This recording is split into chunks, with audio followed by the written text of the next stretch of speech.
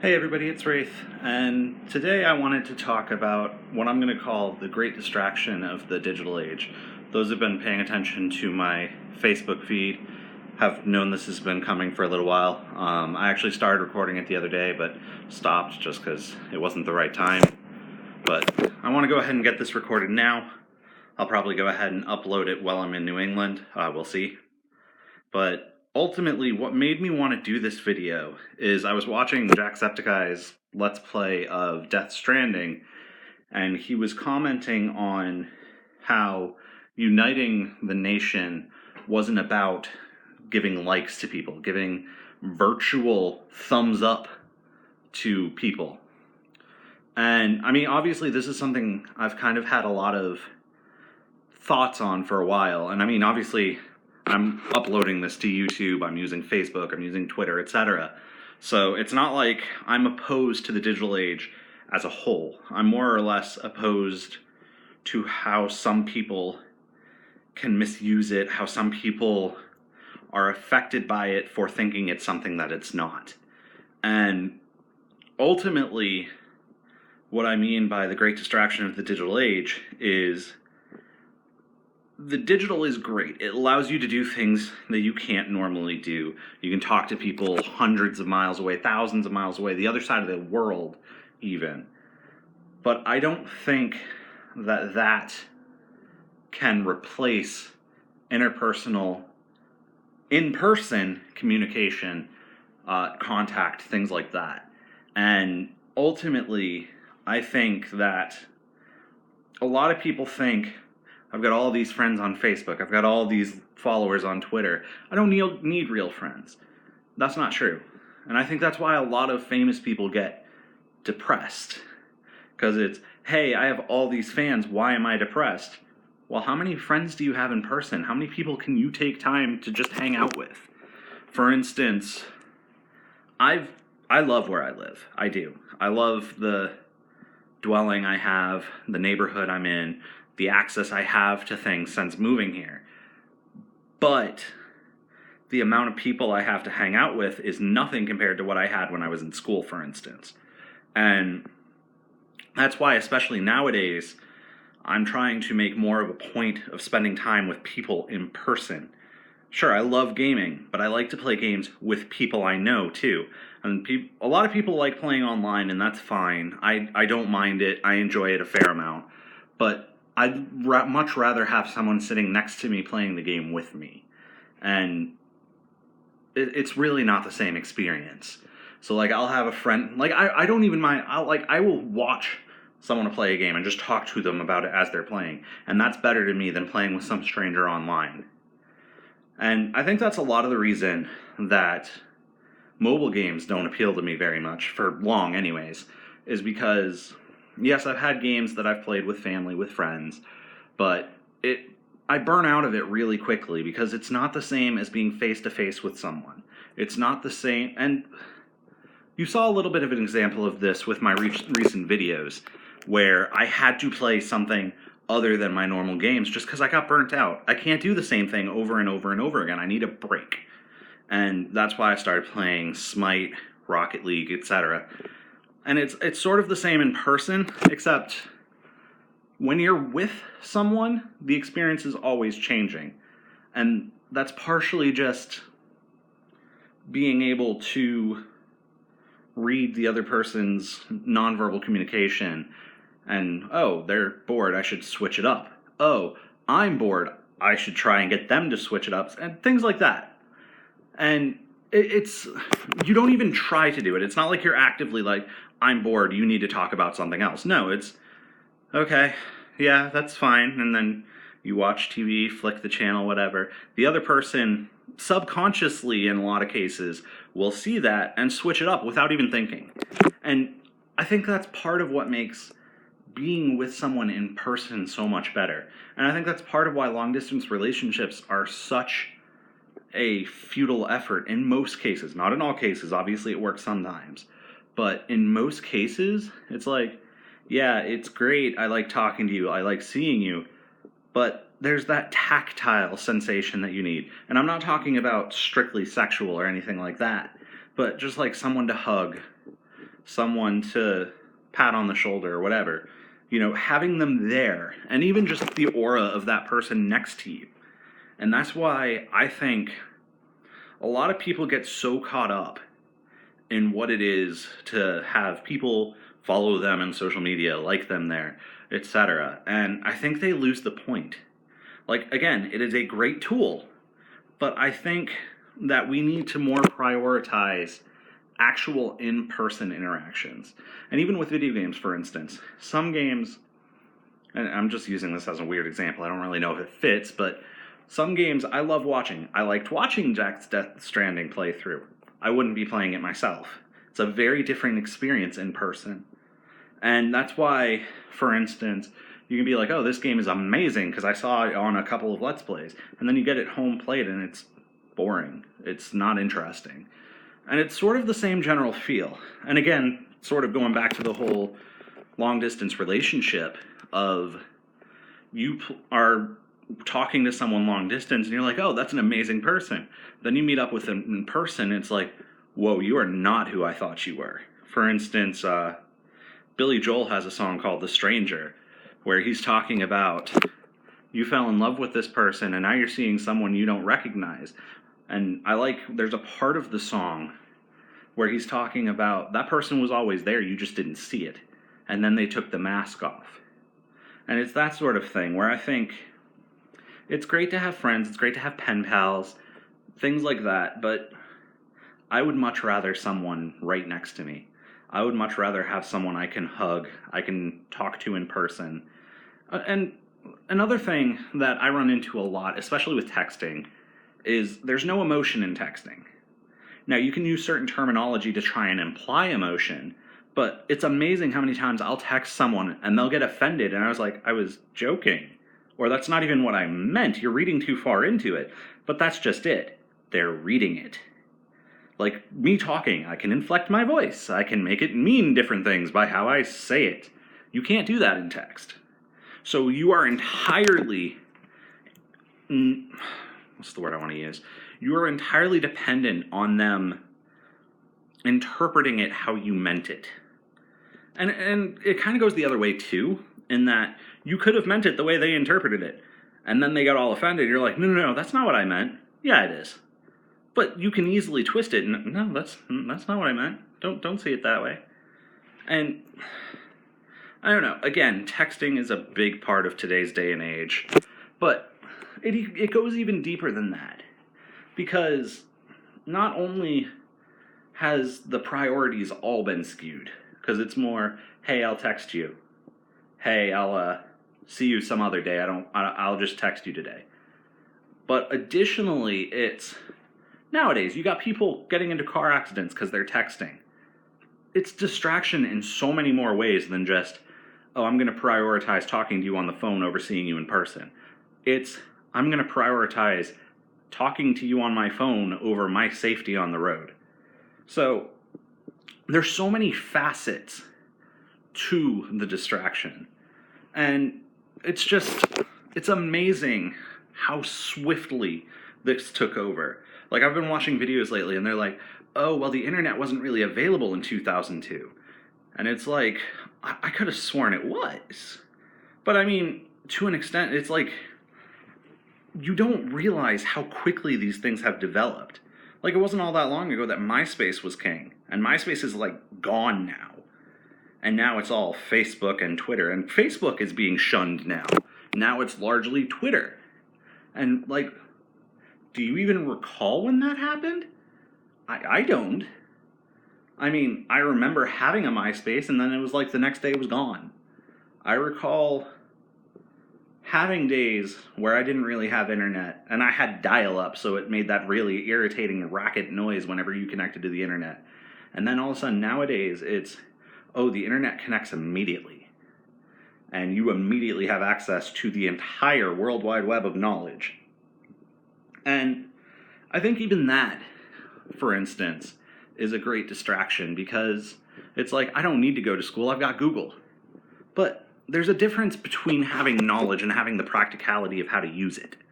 So I still think school is important. I don't want to pay for college, again, anyways, So that's why I don't go back. And again, one of the things I looked at was learning on Udemy and learning how to make video games, for instance, on Udemy, which I've done a couple courses on. But it's different having that deadline that schools give you. They're like, you're paying for this. And that's one of the things. It's like, if I'm paying a lot of money for something, I'm more inclined to try and pursue it. So there's facets to getting an actual in-person education that makes all the difference. It's having deadlines. It's having someone set objectives for you. It's having someone who's able to professionally critique what you're doing and tell you what you can improve, things like that. And a lot of that's just been lost because people are like, I don't need that. And nowadays you're seeing more and more people on, oh, get this mobile app, it'll make you money. Get this mobile app, you don't need to do this. Get this mobile app, this is from the past, you don't need that anymore. And it's amazing how much we've lost. And I think it's important that we don't lose that stuff, that we don't forget it. We don't forget education, we don't forget having someone by your side, things like that. And it's just amazing how much the digital age has dominated our lives nowadays. And again, I don't blame the digital age. It's not the digital age's fault. It's just progress as far as most people would see. I honestly think it is progress. I just think people have skewed it. And to an extent, people have become lazy, myself included. I'm not immune to this. But it's just something that I think is dangerous to not be aware of. I think it's important to pay attention, to see those people who mean something to you and spend time with them in person. Walk around the mall, go to a movie, something with someone. And I think if we go back to remembering what's important, if we go back to that tactile in-person connection and going back to having things in front of you, that it'll make all the difference. I think there will be less loneliness, there will be less depression, because people will matter to each other again. People will want to spend time with each other, and it won't be, you didn't text me in 3 hours, you must hate me. No, I was busy, I was at work, I had a busy day at work. And then nowadays, like, again, most of that's sent from text. You send them a text, oh, I was busy. Well, prove it. Send me a picture. And most people will take pictures wherever they go. I'm not one of them. And as far as video games go, a lot of people purchase it digitally, and that's fine. I mean, I'm not even going to bash digital. I prefer physical because I like having the cases. I like that tactile feel of the case. I like having the case to look at, especially steelbooks. I'm fairly obsessed with steelbooks, but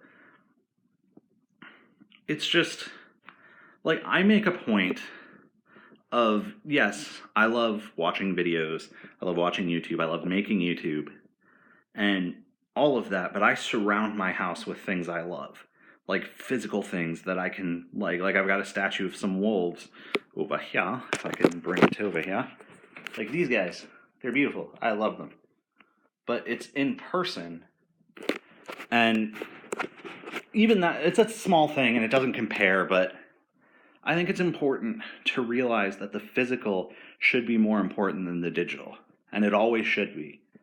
And the things that are physical should not be identified as a digital. Like, my friends are not some name on a phone. My friends are physical people that I want to see. And my family are not names on a phone. They're not people who share the last name as me. They share blood with me. They're people that I'm going to go see tomorrow. Just saying.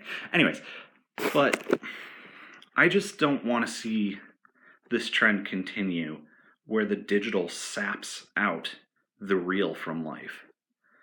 Where this life is boring because I can do that in a video game and that's cooler. Yes, but can you really? You can't. You can tell a digital segment of code to do that. And it's not the same. That's why if you do a backflip in a video game, it's okay, that's pretty nifty. I know how to do that too. You do a backflip in real life, that's crazy. Like, I wish I could do that. I want to do that. I ain't going to be doing that anytime soon. Anyways,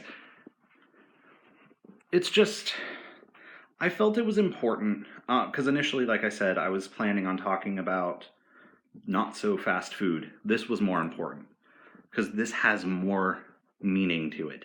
This is more relevant in the now. Because again, it's so much more than I have a whole bunch of followers online, so I don't need people in real life. It's also, I need to appease those people that are just names on a phone. And, oh, I missed that red light. Now I'm in a car accident. My car's totaled. I have a broken neck.